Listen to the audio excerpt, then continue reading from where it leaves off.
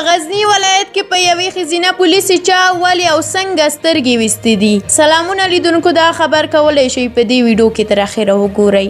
کورنیو چارو وزارت د غزنی ولایت یوې ښځینه پولیسې ته چې پلار یې د وسلوالو طالبانو قومندان دی په کابل ښار کې کور ورکړی دی. دغه میرمن خاطره نومیږي او پلار یې په دې خاطر چې د امنیتي ځواکونو په لیکو کې دنده لرله سترګې یې ترې ویستلي او سخته یې ټپي کړې ده. د کورنیو چارو وزارت د ښځو او ماشومانو د بشري حقونو ریاست سرپرستې مروه امینی د یادې قضیې په اړه په خپل ټویټر کې لیکلي دي چې خاطره له افغان حکومت سره د همکارۍ په تور د خپل پلار له لوري چې د وسلوالو طالبانو قومندان دی 10 مرمۍ ویشتل شوي او سترګې هم ترې ویستل شوي دي. مروه امینی په دې اړه لیکي چې خاطره غزنی ولایت کې پولیسه وه چې پلار یې هم طالب دی. په دې جرم چې ولې حکومت ته کار کوي او پولیسه ده 10 مرمۍ یې ویشتې، دواړه سترګې په چاقو ترې ایستلې دي او تر ټولو دردونکې خبره یې دا ده چې وایي خپل اولادونه هم نشم لیدلی. نوموړې دغه راز هم ویلي دي چې د خاطرې له وضعیت په خبرېدو سره نوموړې کابل ته راغوښتل شوی